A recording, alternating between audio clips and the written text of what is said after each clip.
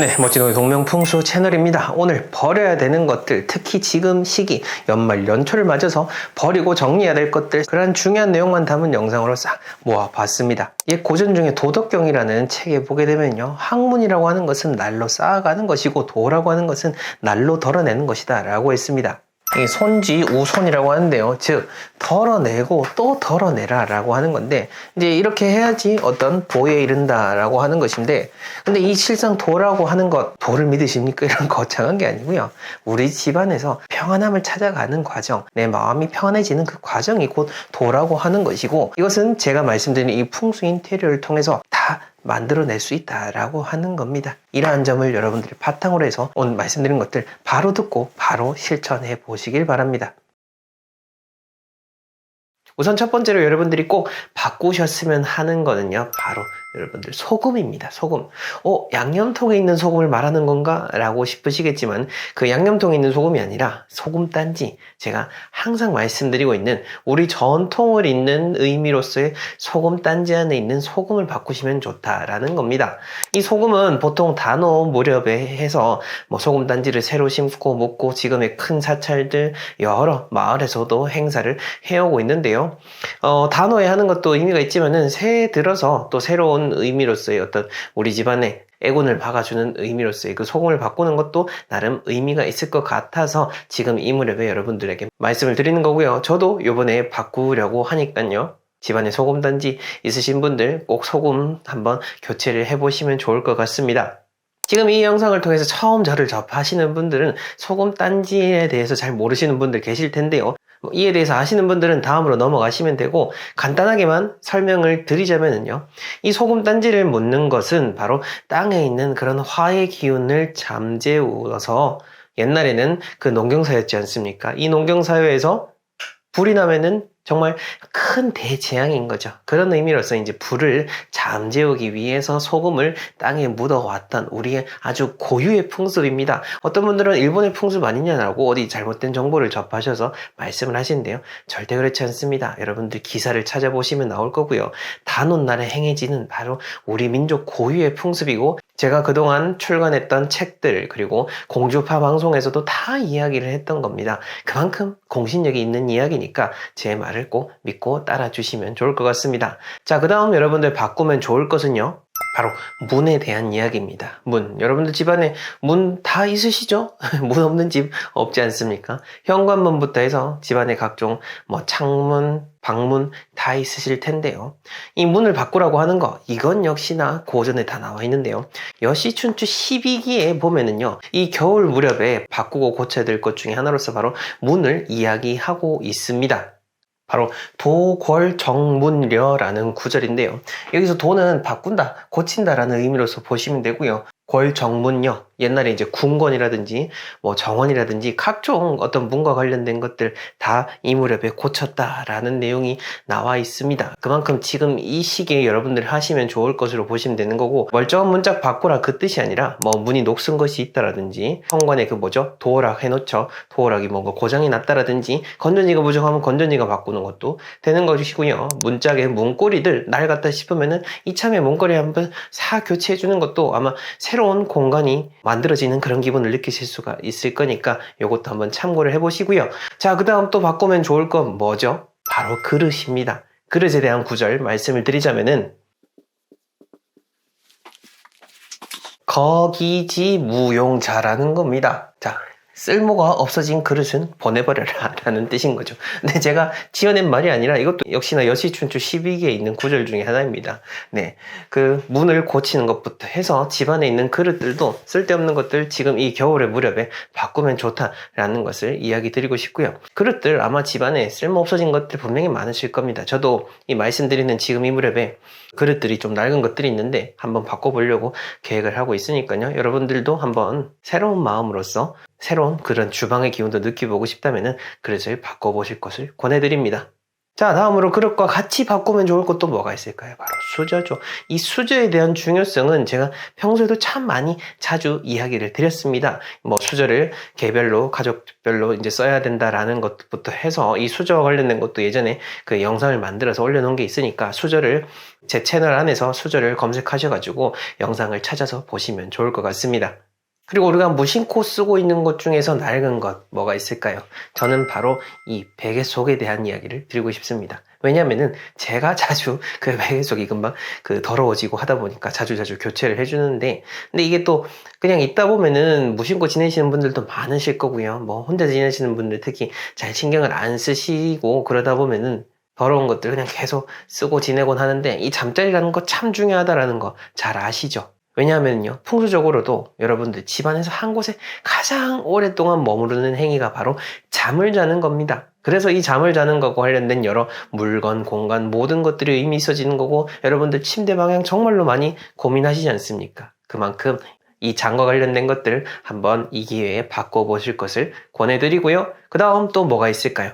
바로 약들일 겁니다. 약 같은 경우에는요, 그냥 두다 보면은 낡은 것들, 뭐, 그 유통기한이 지난 약들 그냥 막 드시는 분들도 계십니다. 아이, 뭐, 먹어도 괜찮아라고, 특히 연세가 있으신 분들일수록 많이 그렇게 하시는데, 절대 그렇지 않죠. 물론 이거 약이 이렇게 상한 약이 있다라고 했을 때, 상한 약을 탁 먹고, 갑자기 확 뭔가 이렇게 정말 극약처럼 되는 경우는 잘 없겠죠. 또, 그래서도 안 되는 거고요. 하지만 우리 몸에는 쌓이지 않지만 그런 데미지가 쌓여가지고 오늘 아플지 내일 아플지 모레 아플지 1년 후에 아플지는 알 수 없습니다. 굳이 낡은 약들, 여러분들 건강하려고 먹는 약이지 해로우려고 먹는 약 아니잖아요. 그러니까 낡은 약들 이참에 한번 정리를 해보시고요. 자, 그리고 이 연말 연초를 맞아서 바꾸면 좋을 것은 바로 조화입니다. 조화 같은 경우 제가 평소에 이 좋지 않다라고도 이야기를 드리지만은, 그래도 조화 같은 경우 어떤 뭔가 행사 때 받았다라든지 기념할 만한 것들 분명히 있을 겁니다. 그렇지만은 이게 잠깐 두는 거는 괜찮지만, 이게 계속해서 두게 되고 이제 봐도 뭐 낡고 별로 추억도 생각나지 않는다 라고 한다면은 이참에 싹 정리를 하시는 것이 좋겠죠. 한번 잘 돌아보시고요. 그 다음 이거 참 중요합니다. 바로 부적입니다.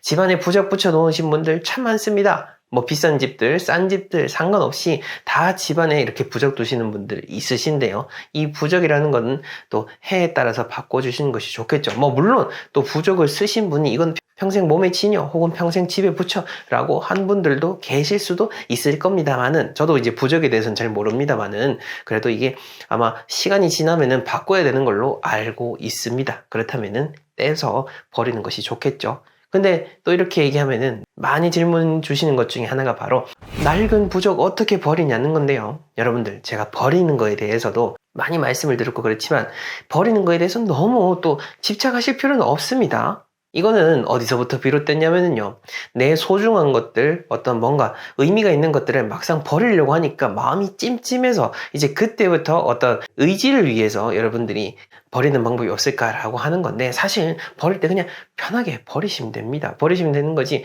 뭐 엄청난 특별한 방법이 있는 것도 아니고, 뭔가 이렇게 예를 들어서 어떤 특별한 방법이 있는데 그 방법을 어기고 버렸다라고 해서 여러분들한테 뭔가 큰 탈이 있는 것도 아닙니다. 그냥 제가 말씀드렸던 것들 바로바로 정리하는 그게 중요한 거지, 이걸 떼서 나중에 또 어떻게 처리하지에 대한 부분까지 너무 심하게 고민하실 필요는 없다라는 거 이야기 드리고 싶고요. 그 다음으로 이 연말 연초에 여러분들 꼭 정리하셨으면 하는 것이 바로 잘못된 관계입니다. 물건도 그렇지만은요, 이 관계라고 하는 거, 이 운을, 내 운을 구성하는 것 중에서 타인과의 그 관계 운이 정말로 중요합니다. 이 관계 운을 우리가 모르고 그냥 무심코 지내기가 참 쉽습니다. 저도 여러 관계들을 맺고 또 계속 지금도 맺고 끊음을 하고 있습니다만은, 이거를 잘 캐치하기가 어려운데요. 특히 나한테 뭔가 해로움을 주는 관계임에도 불구하고 내가 그쪽에게 애정이 가서 관계를 유지하는 경우들이 있습니다. 그래서 그쪽이 뭔가 나를 모질게 대하고 해를 계속 줌에도 불구하고 나는 계속해서 그 상처를 안고 사는 거죠. 하지만 이참에 여러분들이 진짜 다르게 살고 싶다면 그 관계들을 끊어내고 여러분들이 이제 주체적으로 더 좋은 관계를 만들 수 있도록 하는 거 참 중요합니다. 지금까지 그냥 무심코 당하고 산 세월만 해도 이미 여러분들 충분히 그 대가를 치르셨으니까요. 관계들 끊을 때 아주 냉정하게 잘라내고 정말 여러분들에게 도움이 될 수 있는 관계들만 잘 추려나가는 거 중요하다는 것을 이야기 드리고 싶습니다. 자, 우선 첫 번째로 여러분들 꼭 피해야 될 액자가 뭐냐면요. 바로 도석화라는 겁니다. 도석화. 도석화 들어보셨습니까?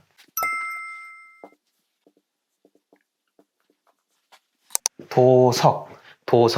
그 도가에서 나오는 그런 신선과 관련되거나 석가모니 이런 부처님이 나와 있는 그런 그림들을 일반 가정에 드리는 게 그렇게 좋은 것은 아닙니다. 옛날에 이제 여러 민화의 종류가 있는데요. 그 중에 하나로서 도석화라고 하는 그런 분류를 해놓고 있습니다. 보통 우리가 지금 사회에서는 불교 절에 있는 탱화라든지 뭐 점집에 있는 그런 무석화와 관련된 곳에서 쉽게 볼 수 있는 게 그런 도석화들인데요.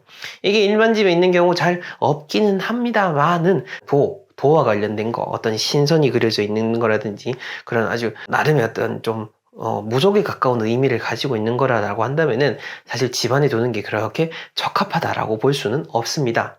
우리가 어떤 모습을 그려놓는다라고 하는 것은 참 의미가 있습니다. 그리고 인간이라고 하는 존재는요, 수만 년 전에 그 인류들도 그 벽에다가 뭔가의 모습을 그린다라든지 형상화해서 표시를 해놨었습니다. 즉, 어떤 그림을 그린다라고 하는 것은 인간의 본능이자 또한 한편으로는 큰 상징성을 갖는다라는 거죠. 그리고 그렇게 상징성을 갖는 존재를 우리가 매일 바라보면서 생각을 하다 보면은 그 물건만의 고유한 또 기운이 만들어지게 될 수가 있는 겁니다.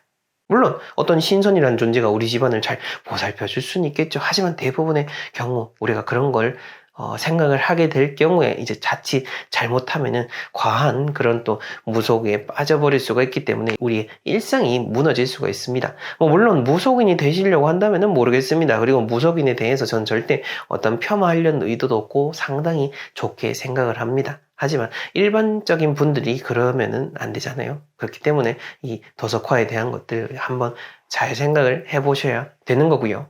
자, 그 다음 두 번째로는요, 그 25년의 해를 맞아서 이 해운에 맞는 의미로서의 그림을 이야기 드리자면요.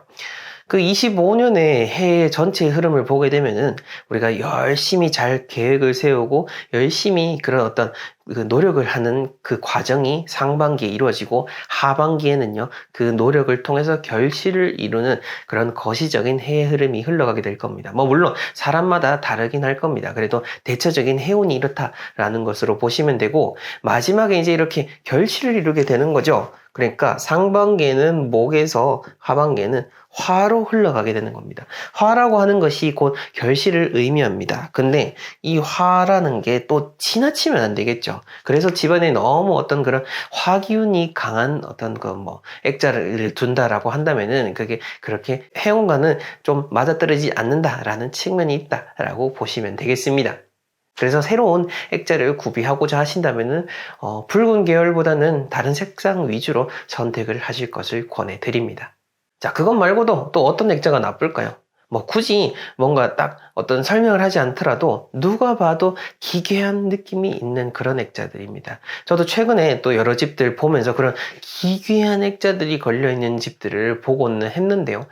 대체 왜 저 그림을 걸어둘까라고 할 만큼 그런 액자들을 걸어두고 있는데, 물론 나름의 이유가 있더라고요. 누가 또 피치 못하게 또 그려주고 하다 보니까 누가 또 정말 또 나를 생각을 해서 그려주다 보니까 그걸 버리지 못하고 걸어두고, 아유, 저걸 왜 보지 하면서도 또 그냥 걸어두고 하다 보니까 하루, 이틀, 1년, 2년 그렇게 흘러가 버렸던 거죠. 근데 어쨌든 내 집이라는 것은 내가 편안해야 되는 겁니다. 상대를 생각하는 마음 정말로 중요합니다. 중요하긴 합니다만은 그럼에도 불구하고 내 집이 평안한 것이 우선이겠죠. 그 점을 잘 생각하셔가지고 기괴한 그림, 예를 들어서 죽은 거 관련된 거라든지 굳이 표현하지 않더라도 어떤 건지 아시겠죠? 그런 것들이 있다면은 새로운 해에 맞춰서 더 밝고 환한 그림으로서 한번 바꿔보실 것을 권해드립니다. 자, 그 다음으로 아주 당연한 건데도 불구하고 여러분들 집안에 있는 액자 중에 하나일 겁니다. 바로 낡은 액자입니다. 낡은 액자.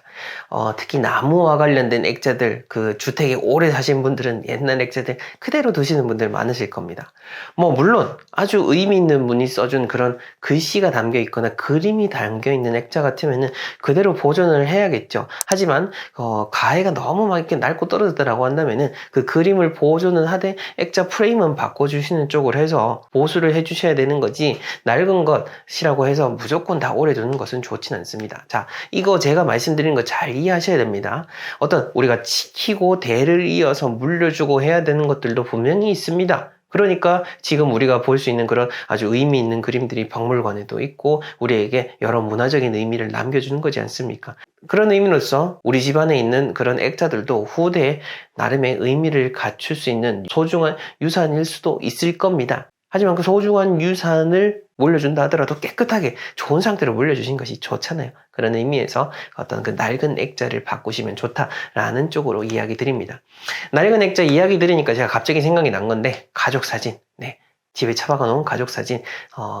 특히 이혼을 하셨다라든지 사별을 하셨다라든지 이제 관계가 다 정리가 된 그런 상황 같은 경우에는 굳이 과하게 남겨두실 필요 없겠죠. 뭐 물론 이제 내 소중한 뭐 어떤 부모님이 돌아가시거나 한 경우 그런 액자 같으면은 모르겠습니다만은 이제 갈라서 버리신 분들 요즘 원체 많다 보니까 제가 이야기 드립니다. 그리고 의뢰인분들께서도 또 혼자 되신 분들이 저에게 또 의뢰하시는 경우들도 참 많으시거든요. 또 그분들 집에 가보게 되면은 많이들 또 질문을 주십니다. 이걸 또 막상 버리려니까 또 좀 찝찝하기도 하고 또 액자채로 밖에 내놓으려니까 누가 볼까봐 그래서 그런데, 어쨌든 어떤 식으로든 집안에서 빼내서 정리를 하는 것이 좋다라는 점을 이야기 드리고 싶고요. 액자에 있어서 가장 중요한 것은 바로 누가 나에게 선물을 한 것인가, 누가 이것을 만든 것인가 라고 하는 점일 겁니다.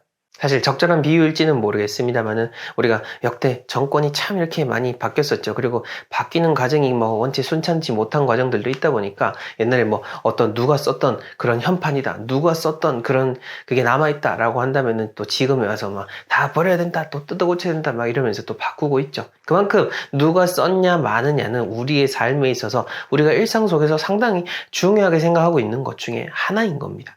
우리는 액자에 대해서 이렇게 이야기를 나눴지만은 사실 액자라고 하는 거 우리 집안에 소중하게 걸어두는 작은 하나의 물건에 불과합니다. 저희도 액자를 판매하면서 항상 말씀드리는 게 그겁니다. 이 액자 자체가 어떤 의미가 있다라기보다는 이 액자를 거는 여러분들의 마음 자체가 중요한 겁니다. 그리고 이 액자 어디에 거는 거죠? 여러분들 집에 거는 거죠. 집이라는 소중한 이 공간에다가 액자를 걸고 내가 그 마음을 투영하는 겁니다. 마치 내 사랑하는 사람에게 정말 예쁜 목걸이가 눈에 보여가지고 목걸이를 걸어주는 것과도 같은 거죠. 그런 마음을 연습을 하는 것이 액자뿐만 아니라 집안에 여러 물건들을 두는 의미인 겁니다. 자, 여러분들의 집안에 돈복을 쏟아져 내리게 하는 그 첫 번째는요, 우선 안방부터 한번 살펴보겠습니다. 이 안방에 있는 바로 이불입니다. 이 이불을 여러분들이 잘 관리하시고 때에 맞춰서 사용을 하신다면은 기본적으로 안방에서부터 여러분들이 잠만 자더라도 집안의 재물운을 높일 수 있는 그런 방법이 될 수가 있는데요. 이불에 있어서는 어떤 특정한 색깔을 여러분들이 생각하실 수가 있겠지만은 오늘은 이 색상보다는 계절에 맞게 사용하는 거, 이게 중요하다라는 것을 강조드리고 싶고요. 왜냐? 운이다라고 하는 거, 좋은 운이라고 하는 것은 즉 자연의 원리에 맞추어서 우리가 살아갈 때 그 좋은 운들을 집안에 들일 수가 있는 겁니다. 우리가 각각 머무는 그 공간에도 모든 풍수의 원리가 적용이 됩니다. 어떤 특별한 무언가도 좋지만은 계절에 맞추어서 겨울에는 조금 더 두꺼운 이불을 하고 여름에는 얇은 이불을 사용을 해서 냉난방에 의지하는 것보다는 여러분들 스스로의 몸을 계절에 맞게 적응시킬 수 있도록 하는 것, 그것이 가장 첫 번째로 말씀을 드리는 거고요. 그 다음 두 번째로는 현관에 바로 이것을 두시면 됩니다. 지금 제가 말씀드리는 이것은 바로 포근함이다 라고 하는 그 개념입니다. 여러 가지 물건들도 다 각각의 의미가 있겠지만은 현관에 포근함을 둔다라는 생각을 가지고 풍수 인테리어를 꾸미시는 게 가장 중요한데요. 그 왜냐? 현관은 항상 모든 복과 운이 들어오는 공간이다 라는 것을 제가 말씀을 드렸죠. 그 모든 복과 운이 포근한 현관에서 편안함을 느끼고 한다면은 그 좋은 운들이 그대로 집안으로 다 흡수를 하게 되는 겁니다.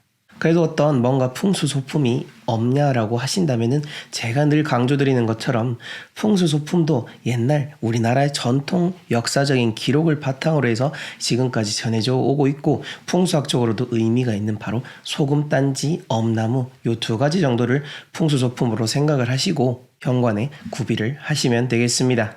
자, 그 다음 세 번째로는요, 저는 집안에 꼭 이것을 둡니다. 바로 노란색과 관련된 그 소품들입니다. 특히 저는 집안의 거실의 기운을 조금 더 보강하기 위해서 노란색, 이 러그라고 하죠. 작은 동그란 러그를 두고 생활을 하고 있고, 아침에 일어나면은 항상 그 자리에서 명상을 하고 하루를 시작을 합니다. 노란색 자체는 전통 풍수학적으로 봤을 때 오행의 흙을 의미하죠. 그리고 흙 속에서 금이 나타나는 것이기 때문에 집안에 있는 노란색 물건들을 통해서 여러분들이 재물운을 꾸밀 수가 있는 겁니다. 그렇다 하더라도 과유불급이죠. 너무 또 전부 다 노란색으로 하실 필요는 없습니다. 각 공간마다 그 노란색에 무언가를 두는 것, 그 점을 잘 염두에 두시면 좋고요. 제가 얼마 전에 주방과 관련된 영상에서도 제가 주방에 또 노란색 냄비를 둔다라는 것을 강조를 드렸습니다. 이처럼 2024년 뿐만 아니라 여러분들 새해에 집안에 좋은 운, 재물운을 드리고 싶다면은 각 공간마다 배치를 할 수 있는 노란색 여러분들만의 그 풍수 소품을 하나 만들어서 잘 사용하시길 바랍니다. 자, 그리고 여러분들이 유의하셔야 될 거는요. 현장에 강의를 가도 많은 분들이 자신들이 집안에 두고 있는 그 풍수 소품이 어떤 의미인지, 이걸 둬도 되는지 안 되는지 거기에 대해서 여쭤보시는데요. 근데 그 풍수 소품이다라고 하는 거는 각각 만드신 분들이 다 자신들만의 의미를 두고 한 것이라 제가 거기에 대해서 좋다 나쁘다 이야기 드리긴 어렵고, 중요한 거는 아무래도 다른 물건들보다 여러분들의 그 마음이 더 많이 담기는 물건이기 때문에 그것을 더더욱 깨끗하고 잘 관리를 하셔야 되지, 여기에 먼지가 쌓이고 여기에 손을 잘 대지 않고 여러분들이 집안에 방치하게 되면은요, 그 물건이 오히려 집안에 화를 불러올 수 있는 그 풍수소품이 될 수 있다라는 점을 꼭 기억하시길 바랍니다. 자, 그리고 이 돌에 대한 것도 같이 좀 이야기를 드리고 싶은데, 앞에서 좋은 측면으로서 여러 물건들을 말씀을 드렸고, 지금 이 돌이다라고 하는 것은 본질적으로 집안에 두는 것 자체가 좋지 않기 때문에 제가 다시 한 번 더 강조를 드리자면은, 오행학 중에서 쇠금자로 표현이 되는 것은 곧 돌을 의미합니다. 그리고 그 금의 속성, 돌의 속성은 가장 1차원적으로는 때리는 것, 치는 것, 충돌을 의미하는 거죠. 그러한 충돌을 의미하는 이 돌들이 집안에 많다? 그러면은 여러 가지로 충돌을 불러올 수밖에 없습니다. 그리고 이 돌이 많으면은 특히나 집안에 사고수가 일어날 확률이 높다라고 제가 예전부터 계속 강조해서 말씀을 드리고 있죠. 물론 작은 자갈돌 몇 개 두는 거, 이런 거 가지고는 크게 어떤 문제가 되진 않습니다. 다만 돌들을 너무 여러분들의 복이 들어오는 공간에다가 쌓아 놓는다라든지 쫙 진열을 해버리게 되면은 아무래도 어떤 특별한 문제가 있을 수 있다라는 것을 우리가 주의를 해야 되는 겁니다. 그런 아파트에서 집안에 돌을 두는 것도 마찬가지고, 그 이외에 제2의 인생을 살기 위해서 경제적으로 많이 풍족하신 분들께서 지방에 큰 주택을 짓고 그 주택을 짓는 과정 혹은 그 주택에 들어가서 불의의 사고를 당하시는 분들이 상당히 많습니다. 풍수학적으로 그런 일들이 잘 일어나는 이유 자체가 바로 집안에 큰 돌들을 두는 과정에서 일어나는 경우가 대부분인 거죠.